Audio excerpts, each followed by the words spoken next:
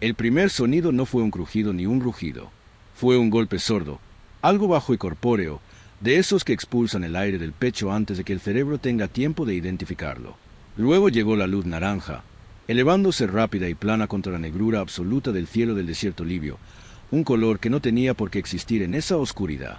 Entonces el sonido alcanzó su máximo apogeo, una cadena de detonaciones secundarias, combustible encontrando fuego encontrando más combustible, cada una ascendiendo más y más caliente que la anterior hasta que todo el perímetro oriental del aeródromo de Ajedavia se convirtió en un largo muro de luz.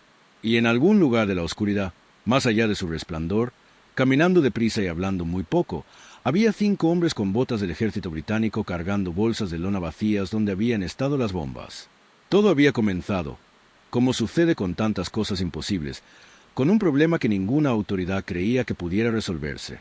Para el otoño de 1941, la campaña del desierto occidental había alcanzado una especie de matemática demoledora que favorecía al eje. El Afrika Korps del mariscal de campo Erwin Rommel dependía para su sustento de la superioridad aérea sobre la costa de Libia y Cirenaica. Los aeródromos de Gazala, Tamet, Ajedavia y el conjunto de pistas a lo largo de la carretera costera no eran meras comodidades logísticas. Eran multiplicadores operativos. Los cazas alemanes Messerschmitt Me-109 que despegaban desde esos aeródromos eran manifiestamente superiores a los sobrecargados Hawke Hurricanes de la Fuerza Aérea Británica del Desierto. Los obsoletos biplanos Gloster Gladiator, aún en servicio, se vieron superados antes de poder ascender.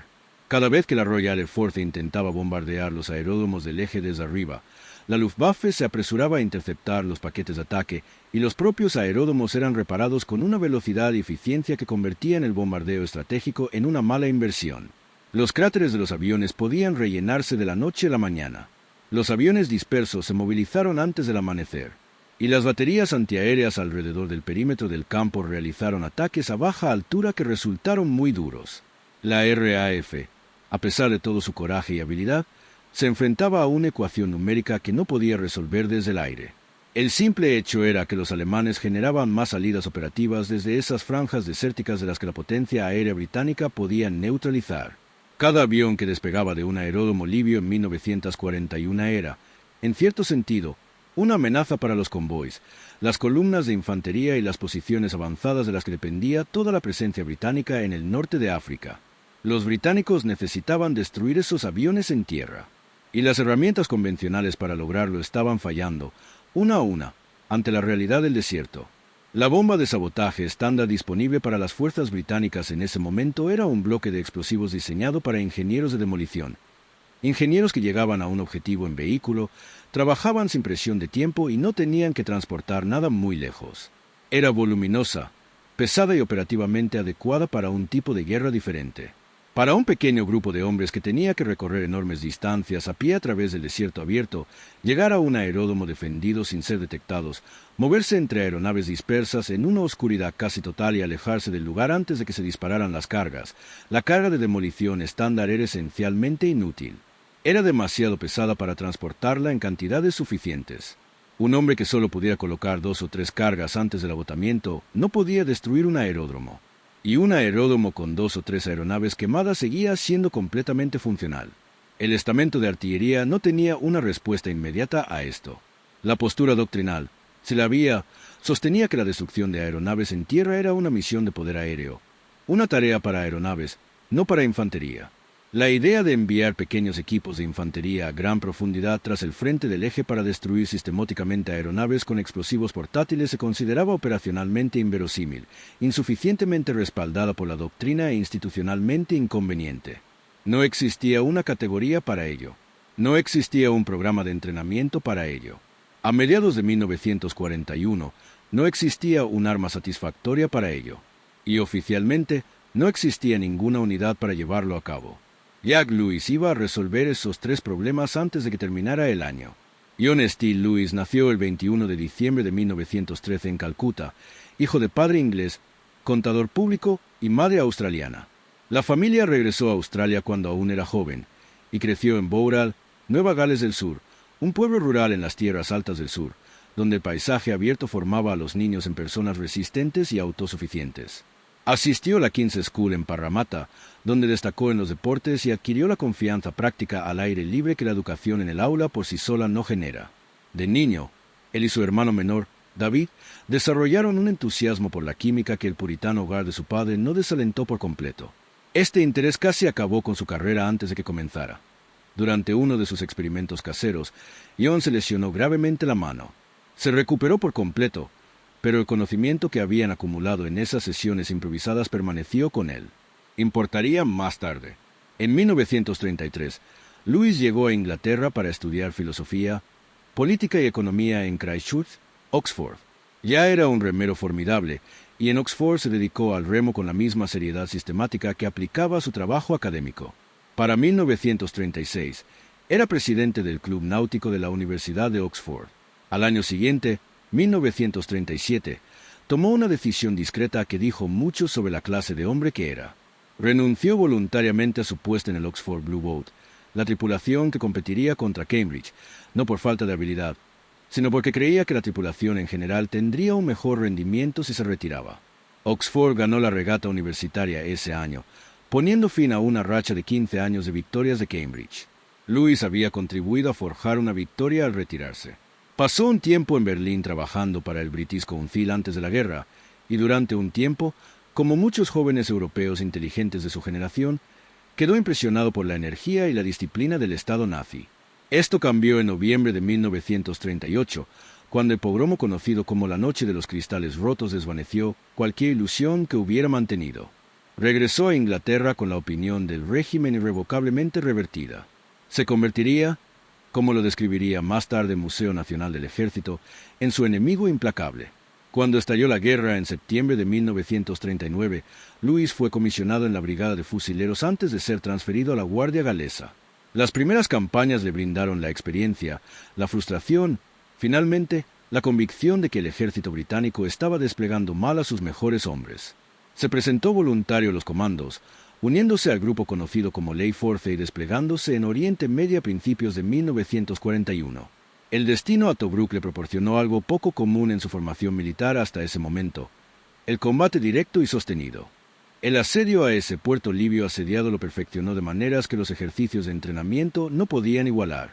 Salió de allí con una clara comprensión de lo que pequeños grupos de hombres decididos podían lograr y una percepción igualmente clara de la resistencia institucional que se interponía en el camino de cualquiera que intentara decirlo. Para el verano de 1941, Lewis contactó con un compañero oficial que compartía casi por completo sus frustraciones. El teniente David Stirling, de la Guardia Escocesa, había llegado a la misma conclusión operativa desde una perspectiva diferente. Recuperándose de un accidente de paracaídas que lo había paralizado temporalmente, Stirling había redactado un memorando a lápiz proponiendo que equipos de 4 hombres, cada uno especializado en armas, explosivos, navegación o señales, se desplegaran en el desierto libio para atacar aeródromos, líneas de suministro y depósitos de combustible enemigos con una velocidad y economía de fuerza inigualadas por las operaciones convencionales. Presentó esta propuesta al cuartel general británico en Oriente Medio, como era habitual en él, escalando la valla perimetral con muletas, evadiendo los centinelas y entrando sin ser invitado en la oficina del subjefe de Estado Mayor, el teniente general Neil Ritchie. A Auchinleck le gustó la idea. Stirling fue ascendido a capitán y se le autorizó a reclutar a 6 oficiales y 60 soldados. El primer hombre que quiso fue Jack Lewis. En julio de 1941, Stirling estableció la unidad en un campamento de 3 tiendas en Cabrit, en la zona del Canal de Suez, aproximadamente a 160 kilómetros al sur del Cairo. La designación oficial era Destacamento L, Brigada de Servicio Aéreo Especial, un engaño deliberado, diseñado para sugerir a la inteligencia del eje que existía una brigada aerotransportada completa en el orden de batalla británico, con un alfabeto completo de destacamentos con letras desde la A en adelante. De hecho, la unidad tenía el tamaño de un pelotón. Su falta de número se pretendía compensar con entrenamiento y precisión de pensamiento. El nombre de la unidad era Stirling. El contenido de la unidad era en gran medida de Lewis. Diseñó el régimen de entrenamiento, creó el programa de cualificación para paracaidistas, desarrolló el currículo de supervivencia en el desierto y estableció estándares tan estrictos que los hombres que no los cumplían eran transferidos sin ceremonias. El entrenamiento incluía marchas de navegación de varios días con carga completa a través del desierto abierto, entrenamiento con armas, instrucción en demoliciones y primeros auxilios. Lewis dirigía el entrenamiento de paracaidismo haciendo que los hombres saltaran desde la parte trasera de camiones a toda velocidad, un método que había ideado porque no siempre se disponía de aviones ni de zonas de salto adecuadas. Era extremadamente peligroso. El 21 de octubre de 1941, durante un salto de entrenamiento desde un avión de transporte Bristol-Bombay, dos hombres, los soldados Ken Warburton y Joe Duffy, murieron cuando sus paracaídas no se abrieron, ya que sus líneas se enredaron. La unidad absorbió el impacto. A la mañana siguiente, Lewis organizó un funeral y ordenó a todos que saltaran de nuevo. Stirling fue el primero. Nadie retrocedió. Como Stirling dijo más tarde sobre Lewis, Jack podría afirmar con mucha más sinceridad que yo ser el fundador del SAS. Pero incluso mientras el programa de entrenamiento tomaba forma, el problema de las armas persistía. Todo el concepto operativo de la unidad se basaba en la capacidad de pequeños grupos para alcanzar aeródromos enemigos y destruir grandes cantidades de aeronaves con explosivos lo suficientemente ligeros como para ser transportados en una larga marcha de aproximación. La bomba de relojería estándar en servicio británico no era eso. Era una herramienta para ingenieros, no para asaltantes. Pesaba demasiado. Un hombre podía llevar una o dos, y en la aritmética de un aeródromo desértico con docenas de aeronaves dispersas en una amplia zona, una o dos cargas no lograban nada estratégicamente significativo. La unidad necesitaba algo que un solo hombre pudiera transportar por docenas. No existía tal cosa. Así que Lewis lo construyó. Empezó con los materiales disponibles, materiales que, a primera vista, no eran candidatos obvios para un arma destructora de aeronaves. El Nobel 808 era un explosivo plástico militar británico estándar, una sustancia pastosa de color blanco grisáceo con la consistencia de la arcilla densa, disponible en bloques y familiar para la mayoría de los soldados con entrenamiento en demoliciones. Por sí solo, era un potente explosivo, capaz de destruir estructuras y vehículos, pero producía una fuerza predominantemente conmocionante con relativamente poco efecto incendiario. La termita se utilizaba industrial y militarmente para cortar metal, generando una combustión química sostenida que alcanzaba temperaturas superiores a los 2000 grados Celsius y no podía ser sofocada por el agua. Como material de sabotaje ya se había utilizado antes, pero ardía lentamente y sin la ignición rápida necesaria para prender fuego a combustible de aviación en los críticos primeros segundos tras el disparo de una carga. El gasóleo, por sí solo, era simplemente un combustible, y las limaduras de acero, finas virutas metálicas, no tenían ninguna aplicación en armas en el pensamiento militar convencional. Lewis analizó los modos de fallo de cada material por separado y comprendió que el problema no residía en ninguno de ellos, sino en el espacio entre ellos. Una carga explosiva pura podía destrozar parte del fuselaje de una aeronave sin encender el combustible. La termita por sí sola ardía de forma constante, pero podría no penetrar en la pila de combustible con la suficiente rapidez. Los materiales incendiarios sin componente explosivo podían ser sofocados o no alcanzar la ignición crítica. La clave residía en combinar la fuerza destructiva instantánea de un alto explosivo con la potencia térmica sostenida de un incendiario químico, en una sola carga lo suficientemente ligera como para transportarla en cantidad y colocarla con precisión. Comenzó a mezclar a mano, mediante ensayo y error en las condiciones desérticas del campamento de Cabrit. Tomó una cantidad medida de explosivo plástico Nobel 808, aproximadamente 1 libra de masa gris, y amasó con ella 1/4 de libra de polvo de termita, mezclándolo con los dedos como un panadero mezcla harina y grasa, hasta que ambos materiales estuvieron completamente integrados. Añadió una pequeña cantidad de gasóleo y limaduras de acero a la masa. El resultado fue un grumo pesado, de color marrón grisáceo, que apenas indicaba de que era capaz. El sargento Jim Ammons, quien estuvo presente durante estos experimentos, describió posteriormente el proceso con claridad. Era explosivo plástico y termita, y lo mezclaron todo con aceite de motor. Era un grumo pesado. Dentro de esta masa mezclada, Lewis insertó un refuerzo de algodón pólvora seco de 57 gramos, una pequeña carga secundaria para asegurar que la mezcla principal se disparara limpiamente, y le añadió un detonador. El dispositivo estaba equipado con una mecha de 30 segundos, o alternativamente, un detonador de lápiz, un dispositivo de fusión química que se activaba al aplastar un tubo de cobre, liberando un ácido que quemaba un cable y activaba el detonador tras un retardo determinado por la concentración del ácido. La carga completa pesaba aproximadamente 450 gramos. Una persona podía transportar varias de ellas sin sufrir ninguna discapacidad física. El cuerpo de artillería no quedó impresionado. La opinión institucional, compartida por los oficiales de demolición que revisaron el dispositivo, era que se trataba de un recurso improvisado de campo que violaba los principios establecidos de diseño de explosivos. Las cargas de sabotaje reales se diseñaron con tolerancias específicas. Se trataba de una mezcla amasada en pleno desierto a partir de componentes que nunca se habían probado en combinación.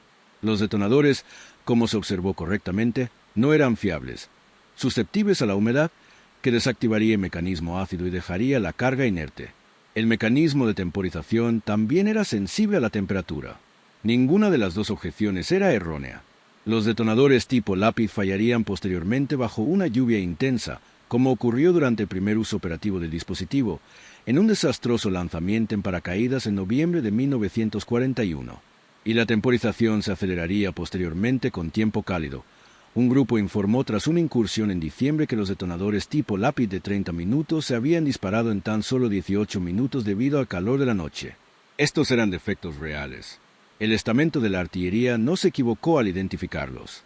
Lo que no vio, dado que su marco de referencia era el mundo de la desactivación y demolición de bombas convencionales, en lugar del problema operativo específico que Lewis estaba resolviendo, fue que estos defectos eran manejables y secundarios al logro principal del dispositivo.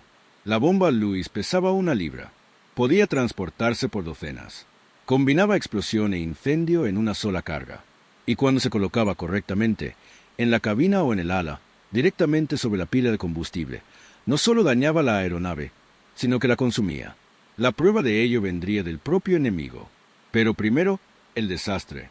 En la noche del 16 de noviembre de 1941, se lanzó la primera operación de combate del destacamento L.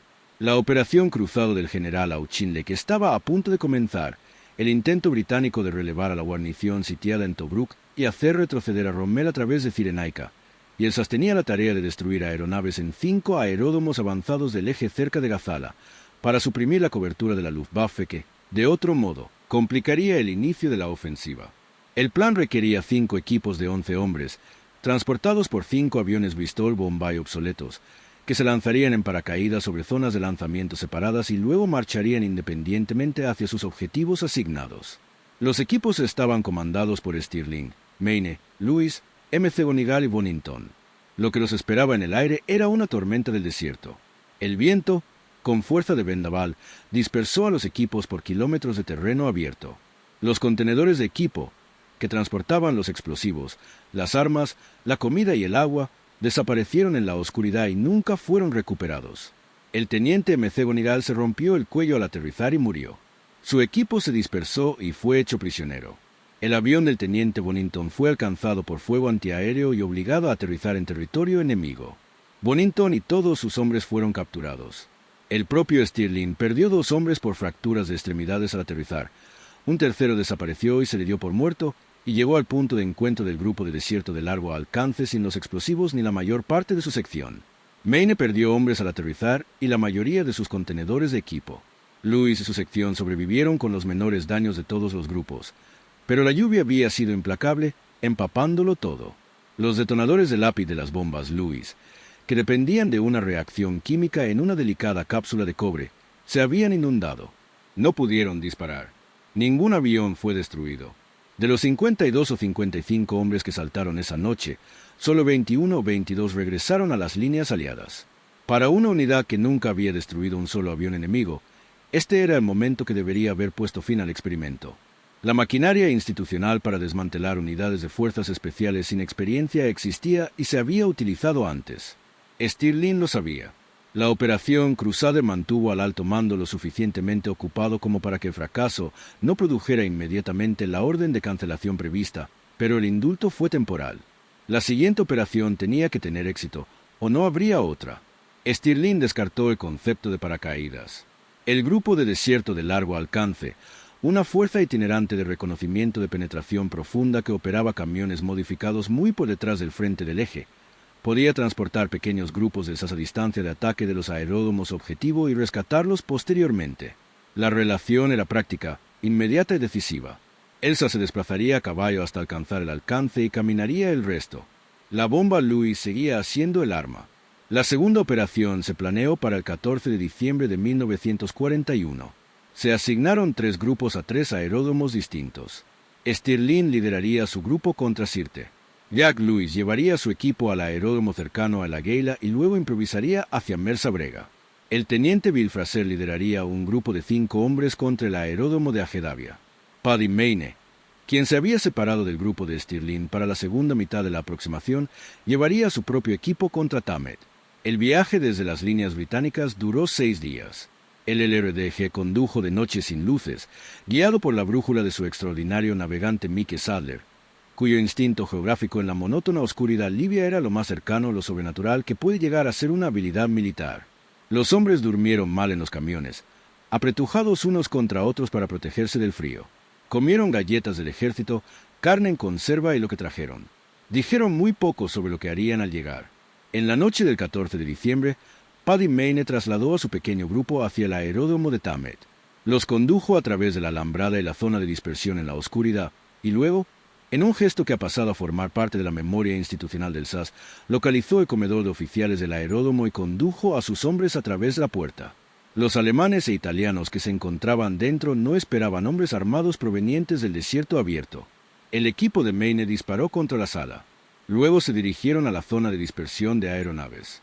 Algunos aviones estaban equipados con bombas Lewis, pequeñas cargas de color gris parduzco, presionadas contra las cabinas o contra las raíces de las alas, justo encima de los tanques de combustible. Otros fueron destruidos por fuego de fusil que impactó contra los paneles de instrumentos y las cabinas, que Mayne había añadido a las labores de demolición por iniciativa propia. En un avión, en un momento que pasó a la leyenda del regimiento, Mayne metió la mano en la cabina y arrancó el giroscopio direccional del panel de control con las manos, un acto hercúleo que el Museo Nacional del Ejército describió posteriormente con esas mismas palabras. En total, 24 aviones fueron destruidos esa noche en Thamet. Se detonaron tanques de combustible, se voló un depósito de municiones y se derribó una línea de postes de telégrafo. Toda la operación se llevó a cabo sin la pérdida de ningún hombre del grupo de Mayne. A 14 millas del aeródromo de Ajedavia, esa misma noche, el grupo de 5 hombres de Bill Fraser descendió de su transporte LRDG y comenzó a caminar. 5 hombres, un oficial, 2 sargentos y 2 soldados rasos. Uno de los sargentos era Jeff Duvivier, un londinense que había trabajado como profesional de la restauración antes de la guerra, gestionando cocinas y salas de espera, y que había dejado esa vida atrás cuando los bombardeos de Gran Bretaña lo detuvieron. Cada uno de los 5 hombres llevaba 8 bombas Lewis en bolsas de lona colgadas del pecho y los hombros, junto con raciones de hierro y agua para 2 días. La noche era fría. El cielo estaba lo suficientemente despejado como para navegar, pero el frío empapaba la ropa de campaña de tal manera que dificultaba el descanso durante el día. Durante el día del 14 de diciembre, los 5 hombres se ocultaron tras rocas bajas de unos 30 centímetros de altura, apenas suficiente para ocultar a un hombre tumbado, y observaron el aeródromo. Duvivier le escribió más tarde a su madre que las rocas los cubrían adecuadamente siempre que permanecieran planas. Pasaron todo el día observando, anotando las rotaciones de la guardia, los patrones de dispersión de los aviones, la ubicación de la sala de armas, la distancia aproximada entre los aviones.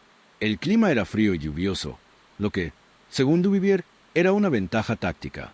En sus palabras, los alemanes detestaban luchar con mal tiempo. Al oscurecer, se agrupaban para calentarse y bebían de las botellas de ron que habían traído. Luego se pusieron en marcha. El grupo de Fraser penetró el perímetro del aeródromo y se dirigió a la zona de dispersión de aeronaves. En la superficie firme y la pista de rodaje, docenas de aeronaves permanecían en la oscuridad. Sus siluetas se definían en la noche a medida que los 5 hombres se movían entre ellas.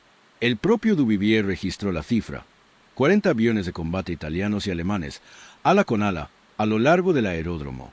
Los 5 hombres se desplazaban de una aeronave a otra con rapidez metódica, mientras las bombas Lewis salían de las bolsas de lona una a una, cada carga presionada en una cabina o colocada en la raíz de un ala, justo encima de un tanque de combustible, exactamente donde el creador del dispositivo había especificado. La precisión en la colocación no era un factor secundario en el diseño. Los ingenieros italianos que posteriormente recuperarían y probarían ejemplares sin explotar de la bomba Lewis concluirían en su propio informe de evaluación que los incendios producidos por el dispositivo no se debían a ninguna cualidad particular del explosivo en sí, sino a la precisión en la colocación de las cargas cerca de los tanques de combustible. La eficacia del dispositivo dependía de la mano que lo colocaba. Duvivier encontró a un centinela durmiendo bajo el ala de un bombardero Savoia. Lo cubrió con su subfusil Thompson y colocó una bomba Lewis en el ala, justo encima de la cabeza del centinela. No lo despertó. Dejó la bomba en su sitio y siguió adelante. La última carga que el equipo colocó fue en la sala de armas del aeródromo, donde se almacenaba munición adicional. La espoleta se activó en secuencia cercana a las cargas antiaéreas. Luego, los 5 hombres salieron del perímetro del aeródromo, se adentraron en el desierto y siguieron caminando. Las bombas comenzaron a dispararse poco después. La detonación inicial de la carga, un crujido agudo y compresivo al dispararse la Novell 808, fue seguida inmediatamente por la ignición más amplia y profunda de la mezcla de termita, que atrapó el combustible de aviación en el tanque inferior. La termita ardió a temperaturas que ningún extintor pudo suprimir. Un fuego químico blanco anaranjado que se extendió por las líneas de combustible y se acumuló bajo el avión antes de que se disparara la siguiente carga, y la siguiente, y la siguiente. El ruido se acumulaba a lo largo de la línea de aviones en la secuencia de las espoletas. Cada detonación alimentaba el fuego en el espacio entre ella y la anterior, hasta que lo que había sido una zona oscura de dispersión se convirtió en una pared sostenida de metal y combustible ardiendo que iluminó todo el aeródromo de naranja. La sala de armas fue la última en explotar, y las detonaciones secundarias de munición almacenada añadieron altura y fuerza de conmoción a la conflagración. Duvivier escribió a casa sobre lo que vino después. ¡Qué caos!, le dijo a su madre. Los pobres alemanes estaban demasiado desconcertados con lo que estaba sucediendo como para preocuparse por 5 hombres de aspecto normal que se apresuraban a atravesar su campamento para huir de la escena de devastación. Más tarde esa misma noche, aviones de la Real Fuerza Aérea, siguiendo el resplandor de los incendios, llegaron al aeródromo y lanzaron más cargas de bombas sobre los hangares y las instalaciones circundantes. 40 aviones destruidos, un depósito de municiones volado, una sala de armas destrozada y una serie de espoletas de bombas Lewis que habían disparado según lo previsto. 5 hombres, con 8 bombas cada uno, caminando en la oscuridad hacia el punto de encuentro del LRDG. La mención de Bill Fraser, que lo recomendaría para la Cruz Militar, describió la acción con el lenguaje sobrio de un reconocimiento oficial. Había destruido 37 aeronaves, un depósito de bombas y suministros de combustible, y había retirado a su grupo sin pérdidas a pesar de las patrullas enemigas que intentaban interceptarlo. La cifra varía ligeramente según las fuentes.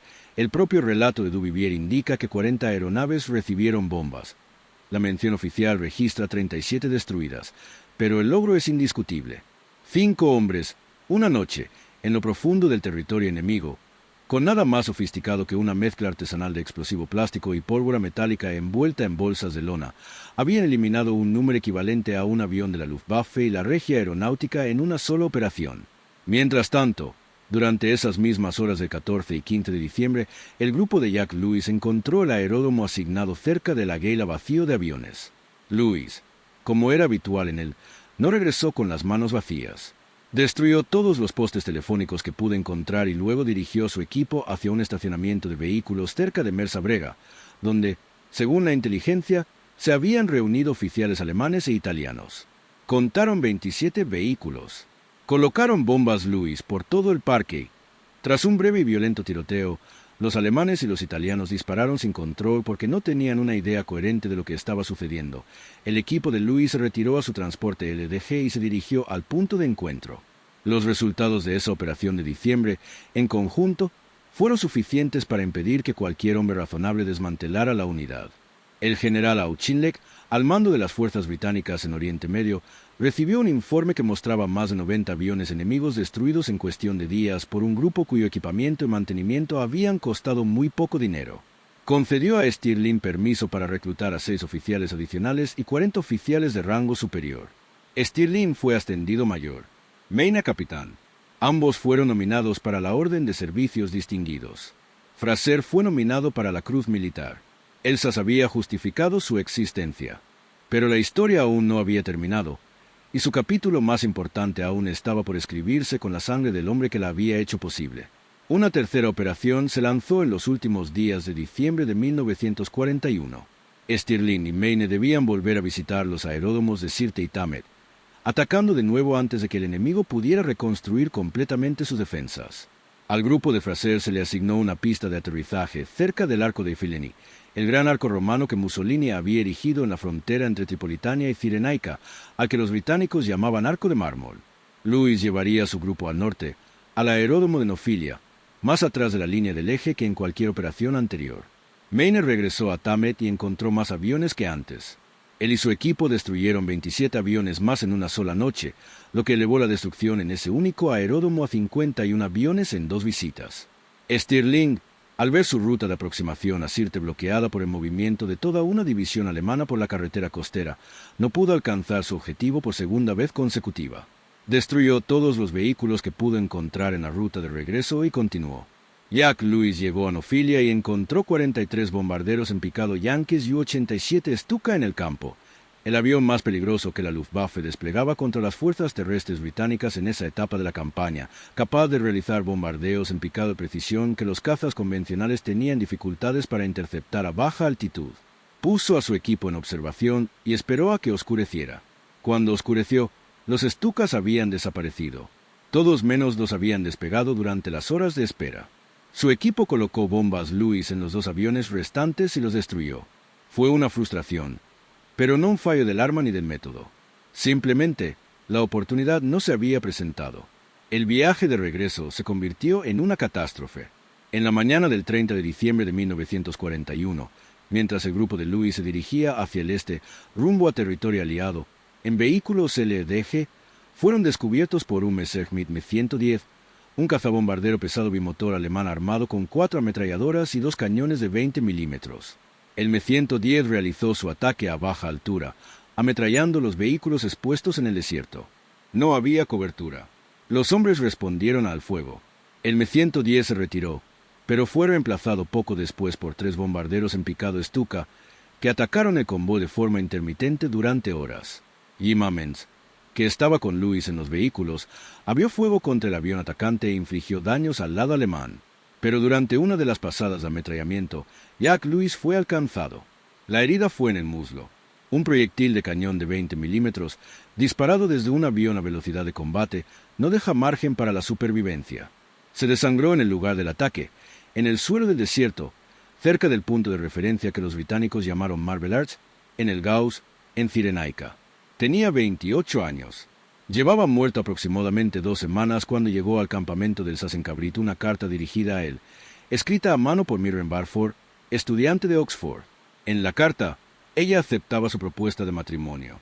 El sargento Jim Ammons, que estuvo presente cuando murió Lewis, escribió en su diario: «Pensé que Jack era uno de los hombres más valientes que he conocido, un oficial y un caballero». Stirling reunió a la unidad y celebró una breve ceremonia en honor a Lewis. Luego continuaron las incursiones. El enemigo, por su parte, tuvo que examinar la evidencia física de lo que Lewis había creado. En las semanas posteriores a los bombardeos de diciembre, un grupo de ingenieros italianos fue encargado de examinar las bombas Lewis sin explotar encontradas en aviones en uno de los aeródromos atacados. Al parecer, los ingenieros sentían curiosidad por el mecanismo que había causado una destrucción tan completa. Repararon las espoletas de los dispositivos recuperados, en lo que el registro documental describe como una muestra de entusiasmo infantil. Colocaron los dispositivos en aviones antiguos exactamente en las posiciones en que los grupos atacantes los habían encontrado. Luego dispararon las cargas y observaron los resultados. Su informe fue preciso en sus hallazgos. En todos los casos, el disparo de la carga, además de causar daños considerables debido a la explosión, había incendiado el combustible, causando la destrucción total del vehículo. Los ingenieros observaron que los incendios no parecían deberse a ninguna característica particular del explosivo en sí, sino a la precisa colocación de las cargas cerca de los tanques de combustible. Esto, sin saberlo, confirmó toda la filosofía de diseño que Lewis había seguido. La bomba no era una obra de ingeniería espectacular. Era una herramienta modesta y fiable que requería precisión. El hombre que sabía dónde colocarla era el arma. El trozo de masa grisácea era simplemente el instrumento de una decisión bien tomada. De vuelta en el Cairo, la burocracia institucional afrontó los resultados de las operaciones de diciembre y posteriores con la particular incomodidad de las organizaciones a las que se les pedía cuentas por un éxito que no habían previsto ni comprendido del todo. Hubo preguntas sobre el equipo. Hubo preocupación por los vehículos, desgastados durante cientos de kilómetros en el desierto. Se hicieron las preguntas habituales sobre logística, autorización y el correcto procesamiento de los registros de personal de los hombres que habían sido ascendidos, condecorados o fallecidos en condiciones que ninguna categoría administrativa cubría del todo.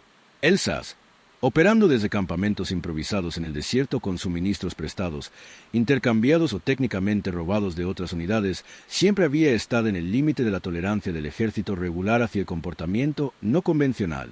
Stirling sorteó estas ficciones con la misma combinación de encanto y calculado desprecio por las convenciones que lo había llevado a entrar en el cuartel general de Oriente Medio en primer lugar. Cuando se le pidió que explicara los recursos gastados, ofreció en cambio los recursos destruidos. Las cifras eran indiscutibles. Solo en el transcurso de las operaciones de diciembre de 1941, las incursiones combinadas sobre Tamet, Ajedavia y objetivos asociados habían destruido más aviones enemigos que cualquier gasto comparable de medios de bombardeo convencionales en esa etapa de la campaña del norte de África. Al final de la Operación Crusader a finales de diciembre de 1941, la unidad había sido responsable de casi un tercio de las pérdidas totales de aeronaves del enemigo en ese periodo. La decisión de Auchinleck de expandir la unidad en lugar de disolverla fue un reconocimiento institucional expresado en el lenguaje sobrio de un memorando de autorización de un general, de que algo genuinamente nuevo había entrado en el orden de batalla británico. El impacto general de lo que el SAS y la bomba de Lewis habían logrado solo podía comprenderse en conjunto, y tardó un tiempo en hacerse visible. Las operaciones de diciembre de 1941 no fueron un momento aislado.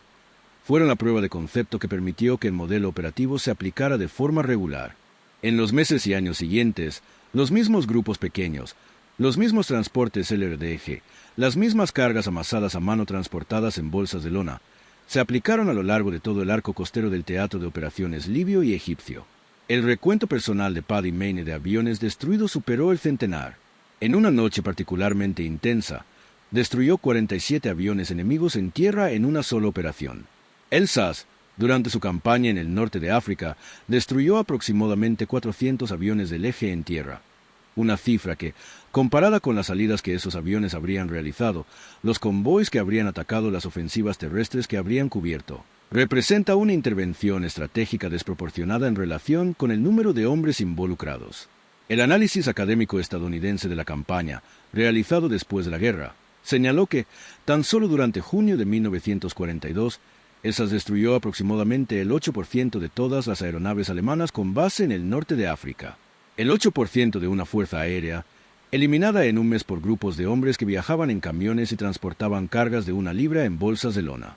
A modo de comparación, el programa de bombardeo estratégico, que consumió enormes cantidades de aeronaves, tripulaciones y munición para atacar los mismos aeródromos desde la altura, volando a través de la cobertura de cazas alemanes y el fuego antiaéreo, no pudo lograr consistentemente resultados comparables por salida.